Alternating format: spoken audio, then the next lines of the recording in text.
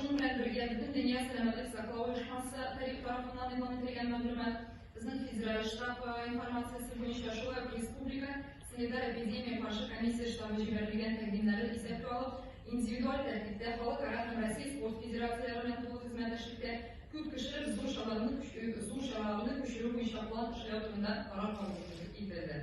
Барлык тәкъдимнәр тулы аңлауга таба, чөнки төп принцип кешеләрнең сәламәтлеген һәм куркынычсызлыгын тәэмин итү. Татарстан Республикасы Президенты дәүләт хакимияте органнары вәкилләренең чит ил командировкаларына юкка чыгарырга дигән карар кабул итте. Ата-аналарга аерым мөрәҗәгать итәбез бүгенге көндә. Якынлашып килүче язгы каникуллар балаларның иминлеге өчен илдән читкә чыгудан тыелырга киңәш итәбез. Балалар сәламәтлеге өстенлекле юнәлеш. Киткәнчә республикада яңа коронавирус профилактика мәсьәләләре буенча кайнар линия ачылды.